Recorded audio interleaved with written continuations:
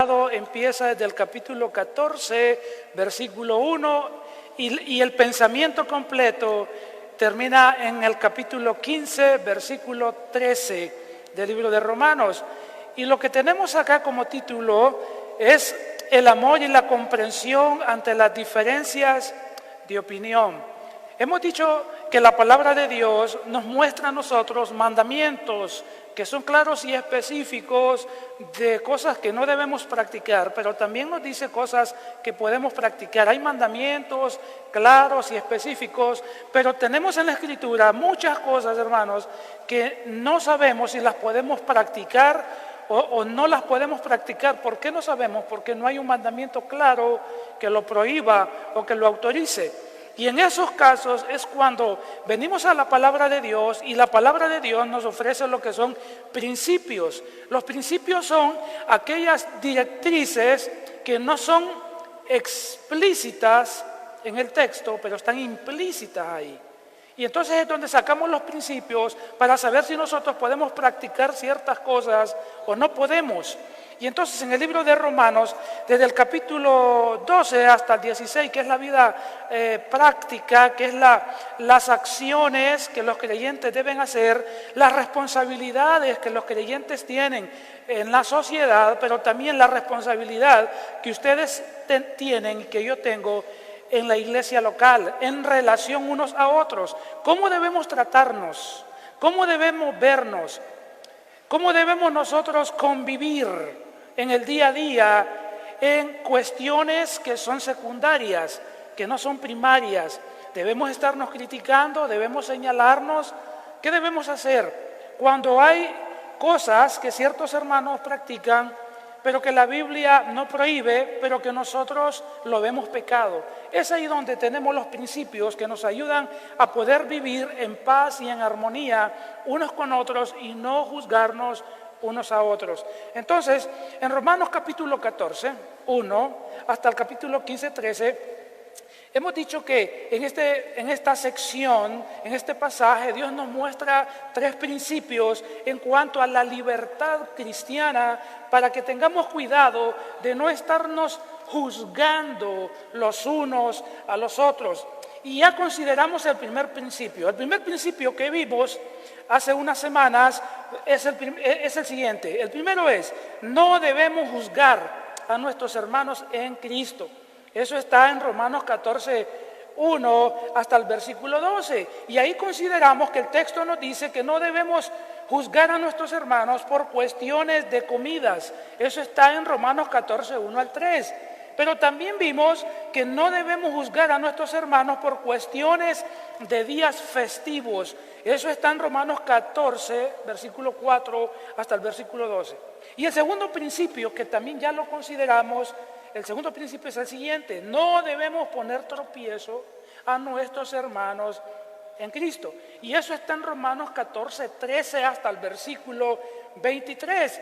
Y ahí consideramos y vimos que el texto bíblico nos da a nosotros 5 razones para no ponernos tropiezo unos a otros. ¿En qué? En cuestiones de prácticas que son de aspecto dudoso, que la Biblia no dice sí ahí, que podemos hacerlo, no dice no. Pero dice el texto entonces, en la sección de 14, 13 al 23, las 5 razones que vimos es que no debemos ponernos tropiezo porque algunos hermanos se sentirán tentados a practicar algo que para algunos no es pecado porque la Biblia no lo prohíbe, pero para otros sí. Entonces el texto nos dice que no debemos practicar ciertas cosas si hay hermanos que están ahí o hay hermanos que consideran esa práctica pecaminosa, aunque no lo es, pero no debemos practicarla. Eso está en el versículo 13 de Romanos 14, 13. Y la segunda razón que vimos de no ponernos tropiezo es porque debe prevalecer sobre todo el amor. Eso está en Romanos 14, versículos 14 al versículo 15. El amor hacia el hermano debe prevalecer, ¿verdad? No decir, bueno, es que si a él le ofende, pues no me interesa. Yo sé que no es pecado y yo lo voy a hacer. No. Debemos, hermanos, sobre todo mostrar amor hacia nuestros hermanos que la Biblia les llama en Romanos 14:1 débiles en la fe. Ellos son débiles en convicciones bíblicas. Ellos son débiles porque no conocen todavía muchos principios de la palabra de Dios. Y entonces no debemos practicar ciertas cosas que ellos las ven ofensivas y pecaminosas. Entonces nosotros debemos considerar, por amor a ellos, privarnos de esas cosas.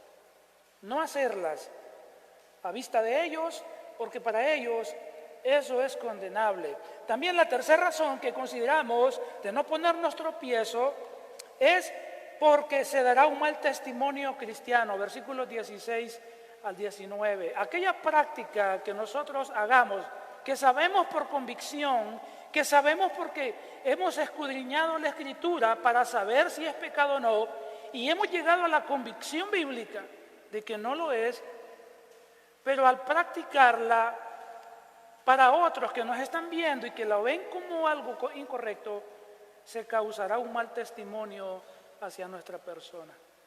Y debemos considerar eso también, que no queremos dar una mala impresión de que somos personas que vivimos en libertinaje. Una cosa es la libertad cristiana, hermanos, que Cristo nos ha hecho libre del pecado, que Cristo nos ha hecho libre de ciertas ceremonias del Antiguo Testamento que no se aplican para nuestros días, porque Cristo murió y resucitó, y hay prácticas ceremoniales y ciertas comidas que tenían que ver con prácticas religiosas en el Antiguo Testamento no aplican al creyente. Ni días festivos, algunos días festivos del Antiguo Testamento no aplican. Y todas esas cosas, hermanos, entonces nosotros tenemos que tener cuidado de practicar o no ciertas cosas para no dar la impresión de que no es que tenemos libertad cristiana, sino que estamos viviendo en el libertinaje. No, sabemos que hay mandamientos que prohíben el pecado, los conocemos, están en la Escritura, y no vamos a violar esos mandamientos con ciertas prácticas que aunque la Biblia no las autoriza. Sabemos eso, entonces debemos cuidar nuestro testimonio. Pero la cuarta razón que consideramos es porque se destruye la obra de Dios. Romanos 14, 20 al 21. ¿Qué es que se destruye la obra de Dios en esos versículos? Que se obstaculiza el crecimiento espiritual en la vida de un creyente nuevo en la fe, o de un hermano que tiene débil, que es débil en su fe. Se obstruye, esa es la idea de destruir la obra de Dios. Dios está obrando en la vida de cada creyente. Dios está edificando la vida de cada creyente. Dios está ayudándoles a crecer a cada creyente. Pero si nosotros con ciertas prácticas que dan reputación, que son pecado, aunque no lo son, podemos estar obstruyendo el crecimiento espiritual de un hermano débil en su fe. Entonces, por esas razones, debemos evitar hacer ciertas cosas que van a ser un tropiezo para los hermanos. Y estamos hablando de cosas que no son pecado, pero que para algunos lo son. De eso estamos hablando. Y la quinta razón que vimos en Romanos 14, 22 al 23 acá es porque la libertad cristiana es algo privado. La libertad cristiana es algo privado. Hay prácticas que no son pecaminosas porque no hay mandamientos que lo prohíban y tampoco hay principios que lo prohíban, pero hay ciertas prácticas, hermanos, que debemos tenerlas en privado. Si son cuestiones de comidas, que alguien se ofende, cómaselas en privado.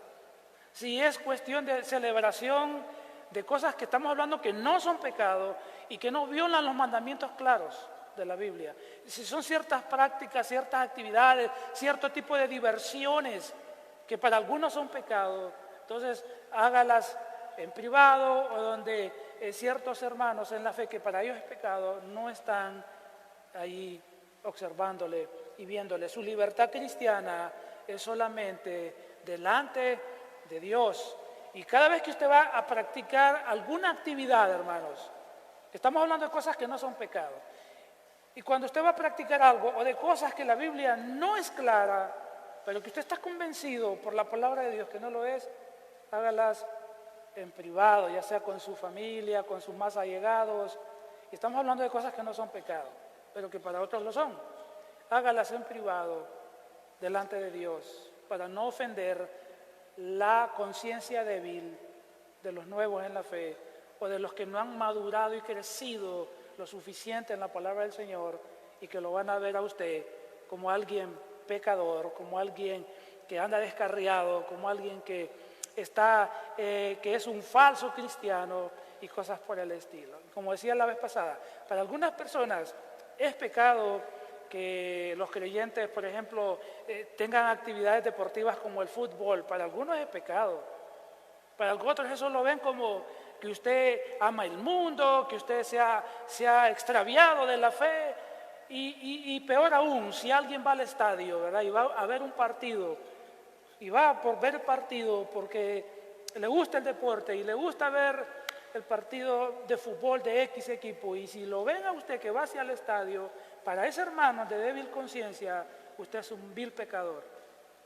Ha pecado, anda en pecado, para poner algunos ejemplos y cosas por el estilo, hermanos, así. Entonces, esa libertad cristiana, y cuando usted vaya y practique esas cosas, ni las comente en medio de hermanos que usted sabe que su conciencia es débil y que van a empezar a juzgarle y a señalarle por cosas como esas que estoy mencionando que no son pecados. Que si alguien va al cine, para algunos es pecado. Entonces, cuando vaya al cine, no comente, váyase y disfrute la película, siempre y cuando estamos hablando de películas que son de edificación, ¿verdad? Que no contradicen principios de la palabra de Dios. Cosas por el estilo. Y si hablamos de comida, la lista es grande, ¿verdad? También. Entonces, de eso está hablando el libro de Romanos. Ahora, esta mañana vamos a ir al tercer principio que nos da el libro de Romanos en el capítulo 15, versículo 1 al 13. Y el tercer principio que tenemos aquí en cuanto a nuestra libertad cristiana, para que tengamos cuidado de no estarnos juzgando, señalando o criticando unos a otros, es el siguiente. El tercer principio es: no debemos buscar agradarnos a nosotros mismos. No debemos buscar agradarnos a nosotros mismos. Y vamos a ir leyendo los versículos y explicándolos para usted, para su bendición y edificación.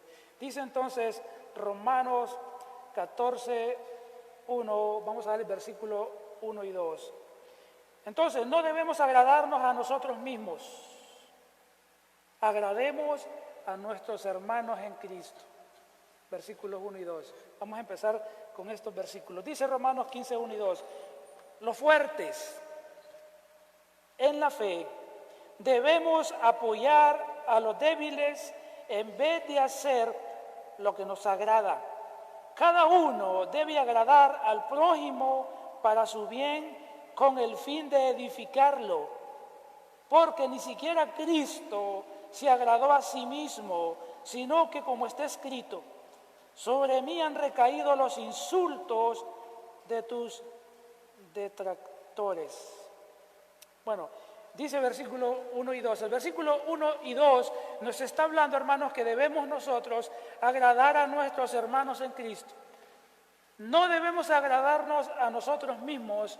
En cuanto a nuestra libertad cristiana, muchas veces debemos limitarnos y debemos buscar el bien del otro, el bien del hermano, para bendición, para edificarlo. El versículo 1 entonces dice, lo que dice literalmente es lo siguiente: pero nosotros, los que somos fuertes, eso es lo que literalmente el texto dice, los que somos fuertes. Y acá tenemos entonces una declaración que es enfática. Y el apóstol Pablo, en el versículo 1, se incluye dentro de los hermanos que son fuertes. ¿Fuertes en qué? No es fuertes físicamente, no está hablando de fuerza física. Está hablando de la fuerza en el sentido de madurez espiritual. Está hablando de hermanos sólidos en la palabra de Dios. De eso está hablando, los que tienen una convicción sólida en la palabra de Dios, fundamentada en la palabra de Dios. A eso se refiere. Y estos hermanos que son fuertes tienen o tenemos una responsabilidad. El versículo dice: Debemos, esa palabra que usted mira en el versículo 1 de Romanos 15:1, debemos, es la idea de tener una deuda, es la idea de tener una obligación hacia alguien. La palabra debemos es tener una deuda con alguien. Por eso se usa la palabra debemos. ¿Y qué es lo que debemos? El texto dice, debemos apoyar a los débiles. Esa es la deuda que tenemos, hermanos, con los hermanos débiles en la fe. Y literalmente, el texto dice acá, apoyar a los débiles, pero literalmente es sobrellevar las debilidades o las flaquezas de los débiles. Y esa palabra, entonces, sobrellevar o apoyar que tenemos acá, significa levantar una carga y llevarla. Eso es lo que significa. En el libro de Gálatas, en el capítulo 6, en el versículo 2, se usa esa misma palabra donde se le da un mandato a los creyentes de sobrellevar las cargas los unos de los otros. Entonces acá lo que se nos está diciendo, hermanos, es que los fuertes espirituales, los maduros espirituales tienen acá una responsabilidad, tienen una deuda moral. Los que somos fuertes, tenemos una deuda moral aquí con el resto de los hermanos de la iglesia. Los que somos fuertes, los que somos maduros espiritualmente. Tenemos una deuda con el resto de los hermanos en la congregación. Los fuertes en la fe tienen esa deuda moral de ayudar a sus hermanos que tienen convicciones muy débiles en la palabra de Dios. Tenemos esa deuda de ayudarles a sobrellevar sus debilidades espirituales en cosas que, como sabemos en la Escritura, no son pecado, pero que para estos hermanos sí lo son. Tenemos que ayudarles a sobrellevar esas debilidades, esas falencias de conocimiento de la palabra de Dios, porque ellos están juzgando todas las cosas, cualquier práctica, la están señalando sin tener un fundamento sólido en la Escritura. Y esa es la debilidad que ellos tienen. Ahora, a ellos no debemos criticarles, a ellos no debemos señalarles. Quizás ellos están señalando a los fuertes en la fe. Ellos están criticando a los que son maduros en su fe. Pero ¿qué hace el maduro en su fe? No va a criticarlos, no va a decir, es que estos son unos débiles en su fe. No, es que estos son unos nuevos en su fe. No, es que estos son un montón de inmaduros en su fe. El maduro espiritual tiene la deuda moral de ayudarles. Y no va a criticarlos. Y no va a señalarlos por lo que ellos están haciendo, sino que va a ayudarles en el crecimiento de la palabra de Dios. Va a ayudarles en el conocimiento de la palabra de Dios a ellos. Y si el maduro va a tener que limitarse a no hacer esas cosas que él no se daba cuenta que estaba ofendiendo a un hermano débil en su fe, el maduro en su fe va a dejar de hacerlas por un tiempo, si es necesario, o va a dejar de hacerlas en público como lo ha estado haciendo. El texto nos dice en Romanos 14:1, en la parte final, en vez de hacer lo que nos agrada, debemos apoyar a los débiles en su fe, en vez de agradarnos a nosotros mismos, en vez de hacer lo que nos agrada. Es decir, que aunque todos los cristianos en la iglesia, todos tenemos la misma libertad en Cristo, pero no todos tenemos, hermanos, el mismo conocimiento. No todos tenemos la misma madurez espiritual. Y por eso es mejor, entonces, que nosotros evitemos ciertas cosas para no ofender y para no dañar a nuestros hermanos en la fe. El versículo 2 de Romanos 15:2 nos dice: cada uno debe agradar al prójimo para su bien, con el fin de edificarlo. El versículo 2 entonces nos dice, hermanos, que todos tenemos la misma responsabilidad. Todos, sin excepción, necesitamos agradar a los demás. Eso es lo que nos dice el texto. Y literalmente el texto dice que debemos agradar a los demás en lo que es bueno. Literalmente es en lo que es bueno. Es decir, que debemos agradarnos aquí, unos a otros, como hermanos en la fe, en aquellas cosas que no son pecaminosas. Debemos tratar de agradarnos, porque solo lo bueno cumple un propósito. ¿Cuál es el propósito? Edificarnos unos a otros. Solo lo bueno, agradarnos en lo bueno, cumple el propósito, hermanos, de ayudarnos a crecer espiritualmente. Solo lo que es bueno nos ayuda a nosotros y es beneficioso para nosotros y es beneficioso para nuestro prójimo. Así que usted tiene la responsabilidad de agradarme en lo que es bueno.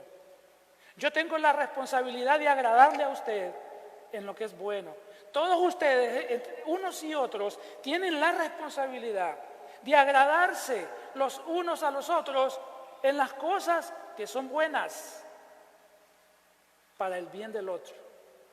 Aquí es pensar cómo esto edifica a mi hermano, cómo esto edifica a mi hermana. Mira, hermano, no tenemos que estar pensando egoístamente. No, es que es lo que a mí me agrada y es lo que a mí me gusta y lo demás no me interesa. No, el texto nos está diciendo claramente, cada uno agrade a los demás, agrade al prójimo en lo que es bueno, con el fin de edificarlo. Ahora, cada vez que usted haga algo, hermano y hermana, esta mañana, piense, ¿edifica esto a mi hermano si me ve? ¿Edifica esto a mis hermanas en la fe si me ven? ¿Glorifica esto a Dios, lo que voy a hacer? Y teniendo eso en mente, usted entonces puede hacer lo que va a hacer si es bueno.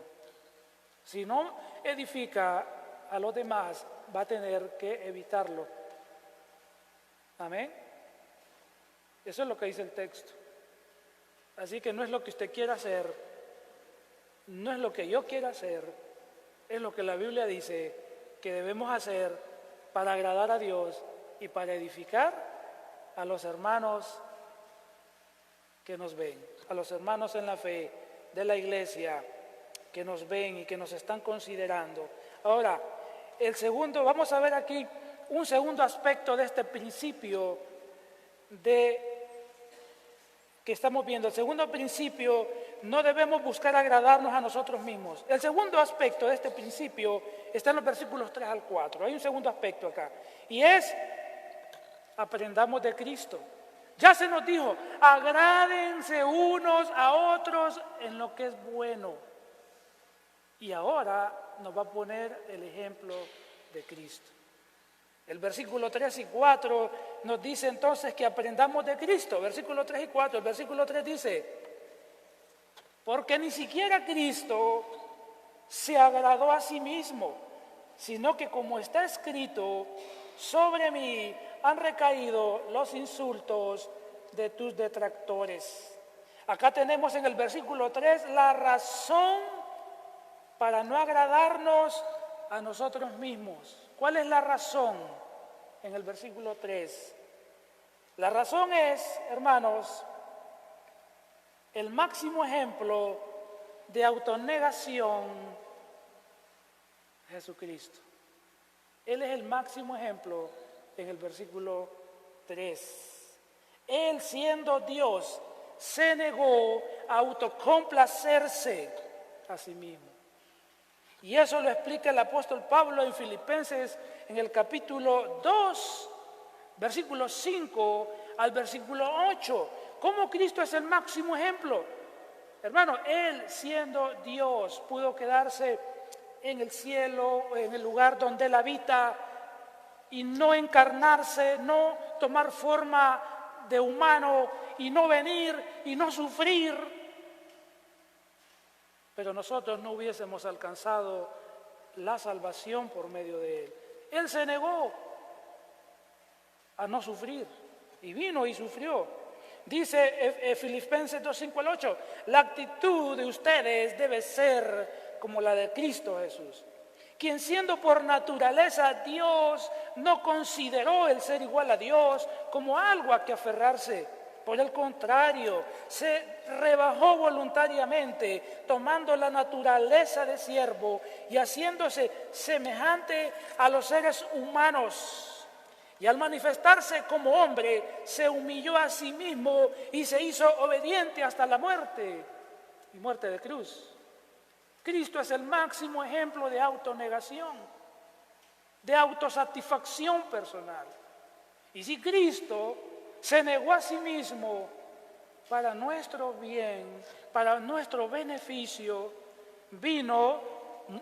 vivió como cualquier persona en el sentido de que Él nació como un bebé, creció como toda persona, vivió una vida perfecta y sin pecado, tuvo limitaciones en todo aspecto por disposición que Él así lo dispuso. Y vino y padeció y sufrió en una cruz una muerte violenta por nuestro bien. ¿Cuántos más nosotros no vamos a negarnos por cosas por amor a nuestros hermanos? Nadie ha sufrido y padecido como Cristo por el bien de los demás. Nadie como Él. Y nadie lo hará. Y nadie puede. Él es el ejemplo para que usted entonces se niegue a su propia autosatisfacción en cosas que pueden ser dañinas para otros y que lo ven dañino otras personas. El texto nos pone a Cristo como el ejemplo entonces de cómo nosotros debemos negarnos. El versículo 3 dice, en el versículo 3 sigue diciendo, como está escrito, sobre mí han recaído los insultos de tus detractores. Acá en esta parte que hemos leído se cita lo que está escrito en el Salmo 69 y versículo 9. En el Salmo 69, versículo 9, es una referencia al rey David, quien sufrió por hacer la voluntad de Dios. Pero eso que él escribió prefiguraba a Cristo, que al hacer la voluntad de Dios, al humillarse, haciéndose una persona, haciéndose un ser humano, Cristo recibiría insultos, Cristo recibiría calumnias, Cristo recibiría falsas acusaciones de los pecadores. Hermanos, todo eso Cristo pudo haberlo evitado si no se encarnaba, si no se hacía un ser humano, si no tomaba cuerpo, pudo haber evitado todo este tipo de sufrimientos. Pero Cristo se negó y tomó forma humana y vino y sufrió para nuestro bien. Él es el máximo ejemplo. Por eso es que nosotros tenemos entonces que agradar a los demás viendo el ejemplo que tenemos en nuestro Señor y Salvador Jesucristo. Cristo renunció a agradarse para hacer la voluntad de Dios y sufrió por el beneficio de otros. De la misma manera, nosotros debemos negarnos a agradarnos a nosotros mismos en obediencia a Dios y por amor a nuestros hermanos. ¿Qué más ejemplo podemos nosotros imitar sino a nuestro Señor Jesucristo? Debemos agradarnos unos a otros para el bien de los demás, como Cristo lo hizo. Así es que debemos entonces privarnos de hacer cosas que dañan la conciencia débil de otros. Debemos evitarnos, debemos negarnos. No lo hagamos por amor a los hermanos, porque Cristo lo manda y porque Cristo es el ejemplo. Luego tenemos entonces acá algo más en el versículo 4. Primero, porque Cristo es el ejemplo, y versículo 4, porque así lo enseña la Escritura. En el versículo 4 dice, de hecho, todo lo que se escribió en el pasado se escribió para enseñarnos, a fin de que, alentados por las Escrituras, perseveremos en mantener nuestra esperanza. El texto nos dice acá, todo lo que se escribió en el pasado. ¿Qué es lo que se escribió en el pasado? Está refiriéndose, hermanos, al Antiguo Testamento. Se está refiriendo a las enseñanzas del Antiguo Testamento. A eso se está refiriendo. Y está hablando que en el Antiguo Testamento ya hablaba de la autonegación de Cristo, de autocomplacerse. Él de eso está hablando. Las enseñanzas entonces que tenemos en la palabra de Dios nos van a proveer a nosotros los creyentes el aliento y la paciencia, que es la capacidad para resistir en medio de la adversidad cuando hacemos la voluntad de Dios. Está registrado en la Escritura para que nosotros podamos obedecer lo que estamos esta mañana estudiando. Los creyentes entonces nos fortalecemos nuestra fe en las enseñanzas de la palabra de Dios desde el Antiguo Testamento, pero también las enseñanzas que tenemos en el Nuevo Testamento. La palabra de Dios es la fuente inagotable que nos ayuda a tener esperanza en las promesas de Dios cuando las obedecemos como Dios nos lo pide. Y ahora, tenemos entonces en los versículos siguientes, los versículos 5 y versículos 6. Versículos 5 y 6. Nos habla acá de un tercer aspecto para no agradarnos a nosotros mismos. Versículos 5 y 6. Tengamos la misma mentalidad de Cristo. Primero, aprendamos de Cristo. Ahora, tengamos esa mentalidad que tuvo Cristo. Versículo 5 dice lo siguiente: ¿por qué podemos hacerlo? Para poder convivir en armonía. Versículo 5 dice que el Dios que infunde aliento y perseverancia les conceda vivir juntos en armonía, conforme al ejemplo de Cristo Jesús. Este versículo, hermanos, es realmente una oración la que el apóstol Pablo está haciendo. Es una oración y es una petición a Dios. Y él dice, el Dios que infunde aliento y perseverancia. Esta palabra aliento y perseverancia se mencionaron ya en el versículo 4.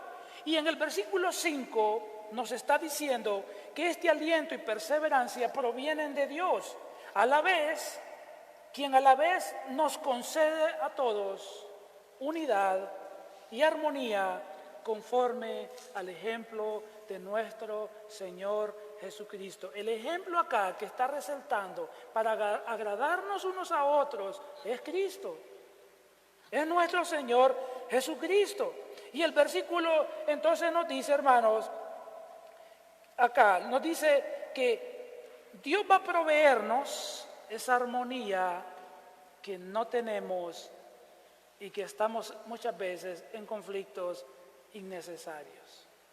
Dios va a concedernos esa armonía. Dios va a concedernos esa unidad para que estemos unidos y no divididos, y no en conflictos, y no en señalamientos, y no en críticas, y no juzgándonos.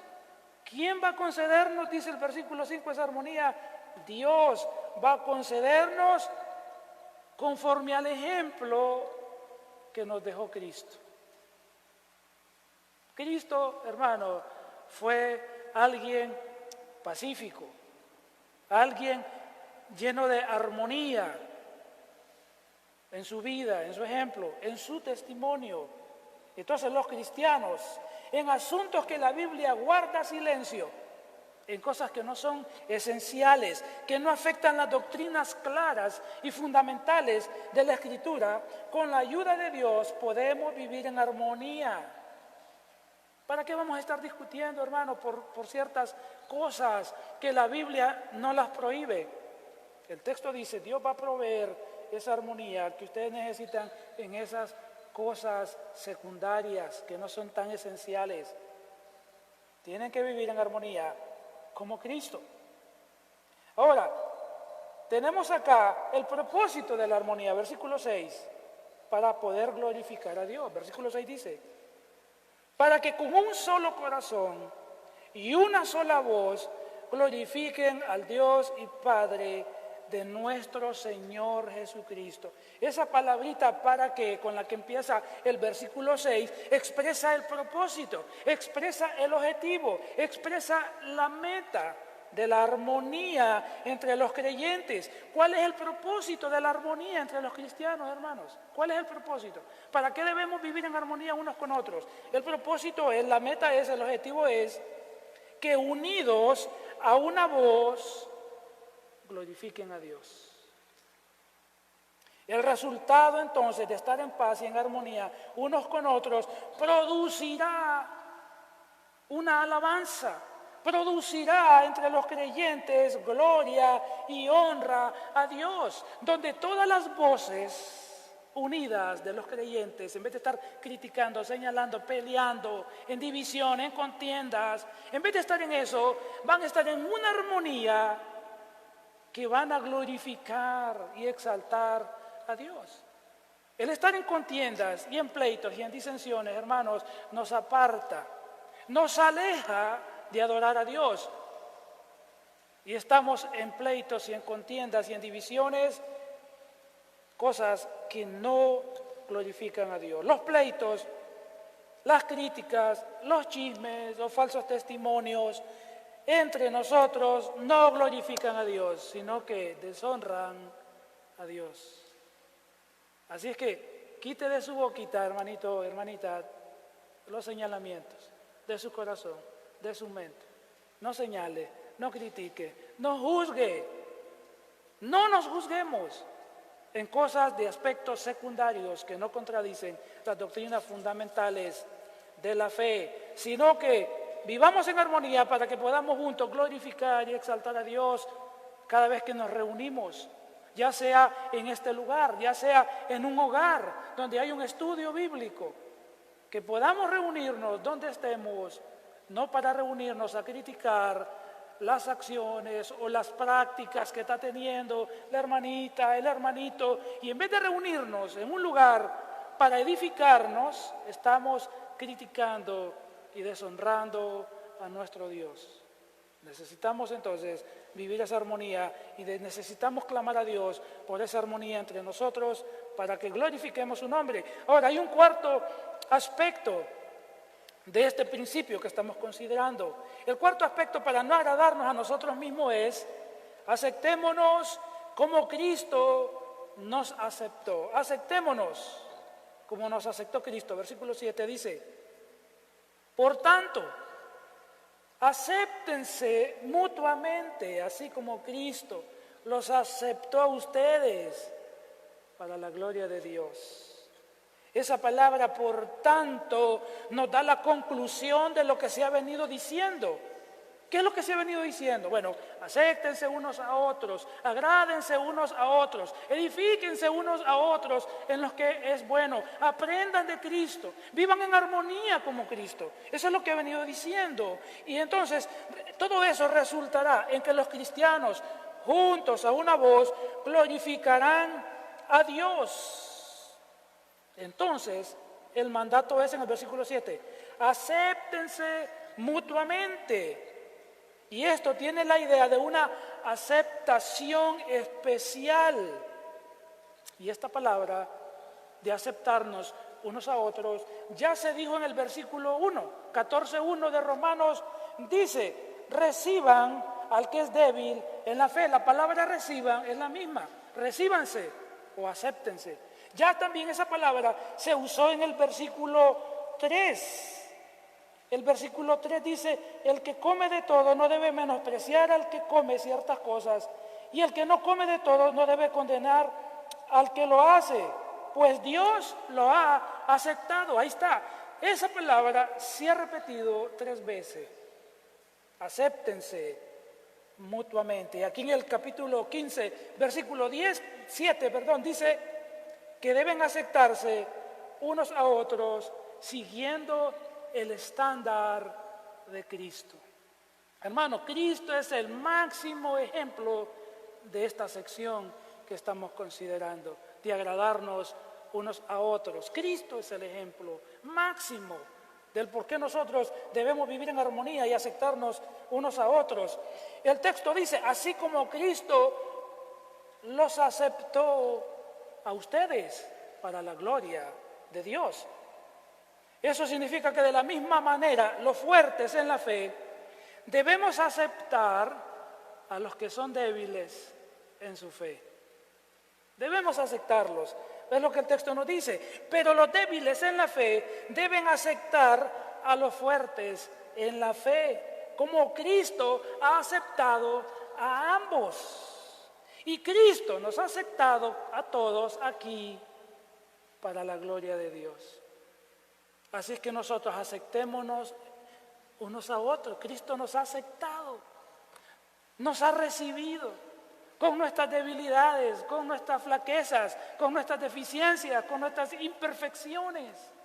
Si Él, que es perfecto, nos ha aceptado como somos, nosotros debemos de la misma manera aceptarnos. No somos perfectos. Convivamos en paz y en armonía. De esa manera nosotros glorificamos y honramos a Dios. Debemos entonces recibirnos unos a otros, no señalarnos, no juzgarnos, no rechazarnos, no despreciarnos. Nadie acá se debe sentir despreciado por nadie. Todos acá debemos sentirnos aceptados en la congregación y unos a otros. Nadie acá tiene la autorización de Dios de rechazar a nadie, menospreciar a nadie, criticar a otro. Nadie acá tiene la autorización de Cristo para hacerlo. El mandato de Él es: acéptense unos a otros, como yo los he aceptado para la gloria de Dios. Eso es lo que el texto nos está mandando. Al imitar a Cristo en estas cosas, glorificamos a Dios. Recordemos acá también lo que Cristo ha dicho en el libro de Mateo, en el capítulo 10 y en el versículo 10. Dice así, hablando Cristo acá, dice: quien los recibe a ustedes, me recibe a mí. Y quien me recibe a mí, recibe al que me envió. ¿Qué vamos a hacer? Recibámonos, aceptémonos unos a otros. Porque al aceptarnos y recibirnos unos a otros, estamos recibiendo a Cristo. Si nos rechazamos, estamos rechazando a Cristo. Si nos menospreciamos, estamos menospreciando a Cristo. Si nos criticamos, estamos criticando a Cristo. Es lo que el texto dice. Así que cuando usted me rechaza a mí, me menosprecia, me critica, me señala, me mira de menos, usted está haciendo eso con Cristo. Si usted lo hace con alguno de sus hermanos o hermanas en la fe, usted lo está haciendo con Cristo. Ha menospreciado a Cristo, porque Cristo está en la vida de su hermano y de su hermana. Así es que el amor debe predominar entre nosotros. No para aceptar el pecado, no. Estamos hablando de cosas secundarias que no inciden en las doctrinas de la santidad, de la moral, de la ética, que no inciden en las doctrinas de salvación y en las doctrinas fundamentales. Estamos hablando de cosas secundarias que no inciden. Debemos amarnos unos a otros como Cristo nos ha amado. No debemos señalarnos ni criticarnos. Ahora, hay un quinto aspecto de no agradarnos o para no agradarnos a nosotros mismos. Y está en los versículos 8 al 12. Y es: consideremos el plan redentor de Cristo. Consideremos el plan redentor de Cristo.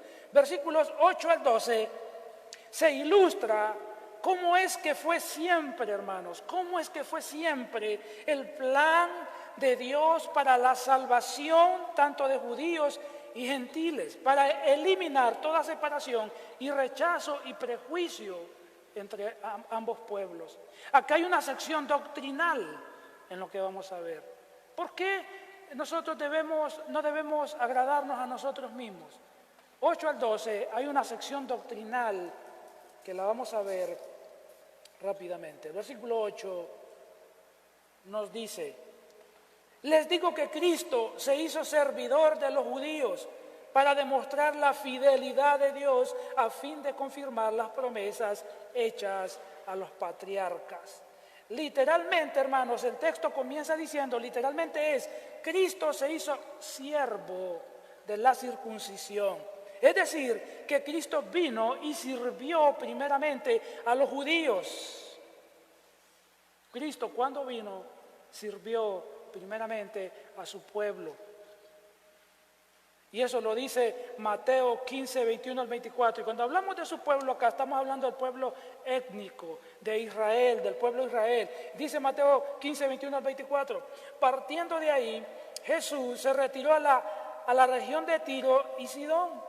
Una mujer cananea de las inmediaciones salió a su encuentro gritando: Señor, hijo de David, ten compasión de mí. Mi hija sufre terriblemente por estar endemoniada. Jesús no le respondió palabra, así que sus discípulos se acercaron a él y le rogaron: despídela, porque viene detrás de nosotros gritando. No fui enviado sino a las ovejas perdidas de la casa de Israel, contestó Jesús. Jesús, hermano, primeramente fue enviado a las ovejas perdidas, como dice acá, del pueblo de Israel. Cuando Jesús vino, se hizo siervo primeramente de su pueblo, Israel. Sirvió a ellos. Su ministerio comenzó con ellos en la tierra de Israel. Y ahora, ¿qué es lo que causó que Cristo se hiciera siervo de los judíos? Porque Él se hizo siervo de ellos en ese sentido. El versículo 8 nos sigue diciendo que fue para mostrar la fidelidad de Dios. Literalmente es que se hizo siervo a causa o a favor de la verdad de Dios.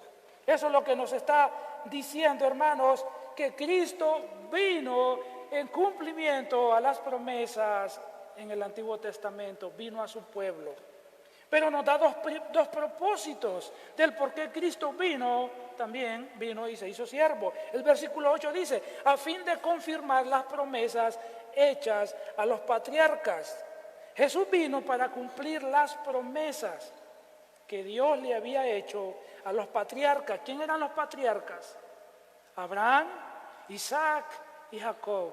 ¿Qué Dios le había prometido a los patriarcas en el Antiguo Testamento? Les había prometido al Mesías.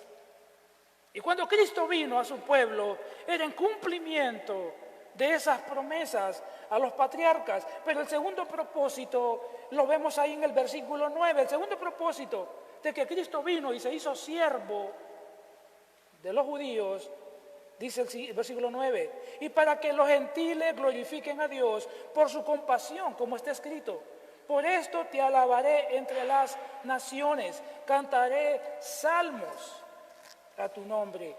Aquí vemos entonces, hermano, que Cristo, según el versículo 8, Cristo vino para que el pueblo judío pudiera ver la fidelidad de Dios al cumplir las promesas del pacto abrahámico, davídico y los pactos del Antiguo Testamento. Pero también en el versículo 9, Cristo vino para que los gentiles, ¿quiénes son los gentiles?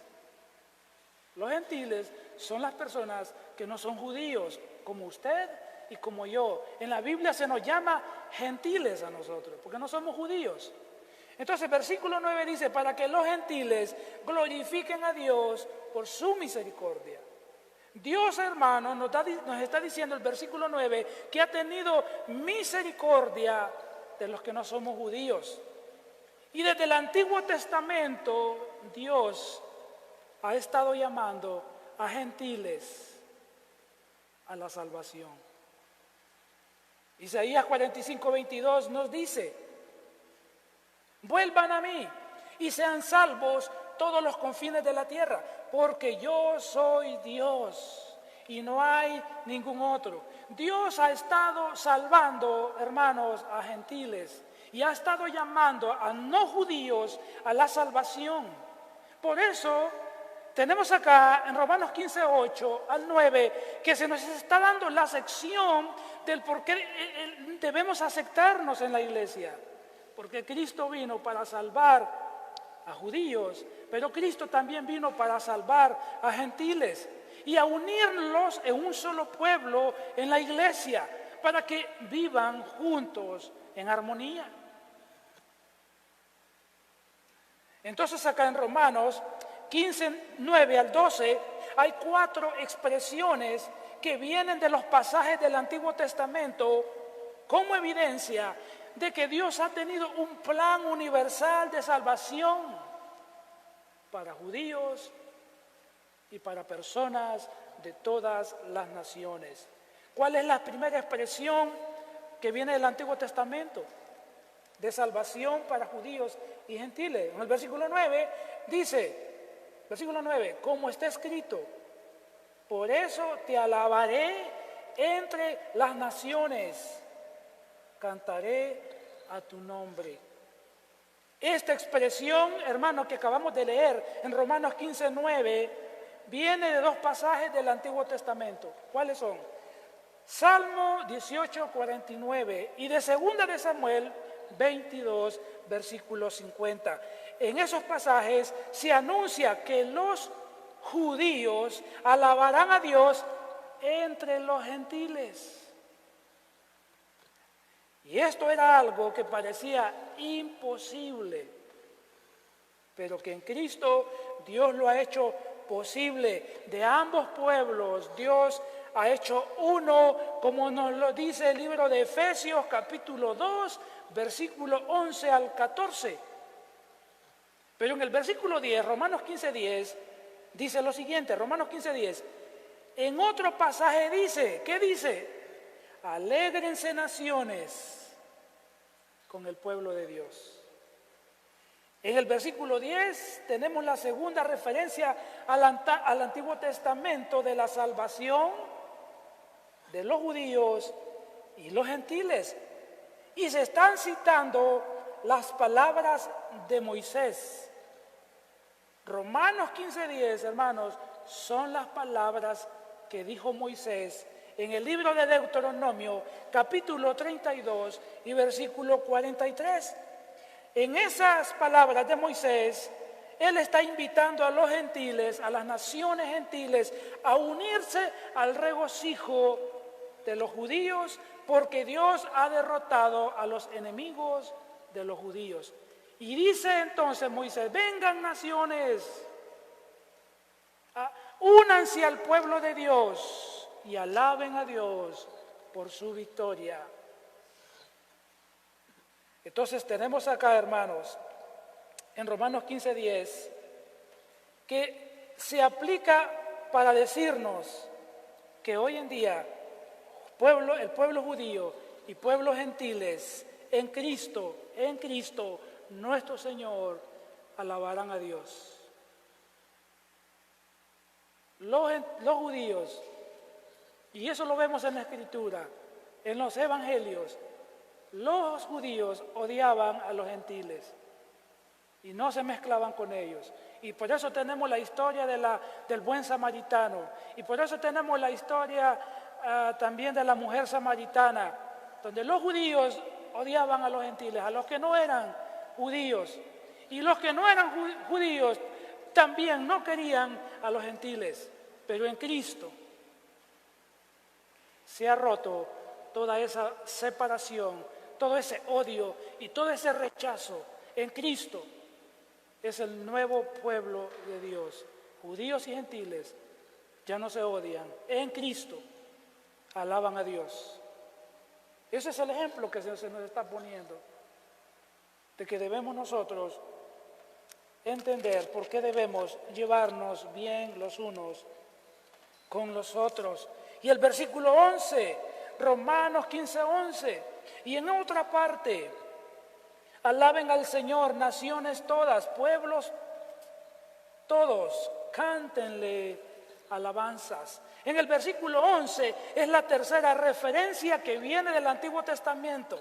Viene del Salmo 117:1, donde se da un mandato ahí, como en este versículo de Romanos 15:11, se da un mandato a que todas las naciones de la tierra tributen gloria, honra y alabanza a nuestro Dios, quien es el Rey soberano. Pero también Esa cita anticipa que todas las naciones, incluyendo al pueblo de Israel, se unirán en un solo pueblo en Cristo y alabarán a Dios.